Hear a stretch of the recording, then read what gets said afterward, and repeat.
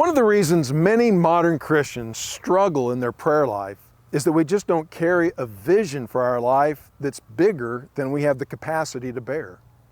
So if your goals fit neatly into your calendar, your budget, or your current level of ability, why would you ever desperately cry out to God for help in attaining them? So the cure for prayerlessness is really quite simple. Get a vision for your life so big that there's no way it's going to happen unless God shows up.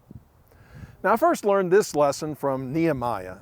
You remember that God gave him a vision to see Jerusalem raised from a city in ruins to a glorious fortified city. And for 4 months, it may have looked like he was doing nothing. But behind closed doors, he was fasting and praying. And then, when the moment of opportunity came, God opened the door and the king granted him everything he needed. Now, God has given us an even greater assignment than Nehemiah. All the way back in Psalm 2, the Father promised Jesus that the nations would be His inheritance and the ends of the earth His possession.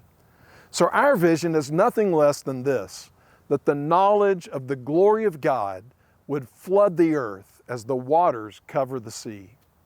We long to see God's kingdom established so deeply and so widely that we can literally say His will is done here on earth as it is in heaven. And this happens only as we proclaim the gospel, embody the gospel, and disciple the nations as Jesus commanded. So this is a vision, and it's a big one. It is so big that it will never happen by mere human strength. And that's why Jesus says in Luke 11, "Ask, and it will be given you. Seek, and you will find.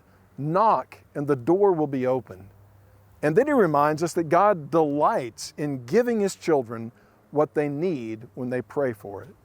He says, "Which of you fathers, if your son asks for a fish, would give him a serpent?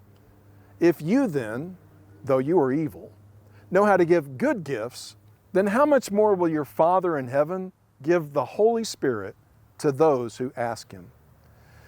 You see, building the kingdom is the greatest calling we could ever have on our lives. And it cannot be done with human wisdom or by human power.